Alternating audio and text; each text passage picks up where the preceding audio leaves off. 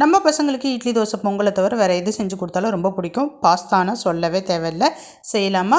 முதல்ல பாஸ்தாவை 5 நிமிஷம் சுடு தண்ணியில் போட்டு வேக வச்சு எடுத்துக்கோங்க. இப்போ பேன் வச்சுக்கோங்க, எண்ணெய் விட்டுக்குங்க, வாசனை பொருட்கள் எல்லாமே சேர்த்துக்குங்க. வெங்காயம் சேர்த்துக்குங்க, தக்காளி சேர்த்துக்குங்க, இஞ்சி பூண்டு பேஸ்ட்டு சேர்த்துக்குங்க, கருவேப்பிலை, கொத்தமல்லி இது எல்லாமே சேர்த்துக்குங்க. கூடவே பார்த்திங்கன்னா கொஞ்சமாக தயிர் சேர்த்துக்குங்க, சோயா சாஸ் சேர்த்துக்குங்க, டொமேட்டோ சாஸ் சேர்த்துக்குங்க. இதெல்லாம் சேர்த்து நல்லா மிக்ஸ் பண்ணிக்கிங்க.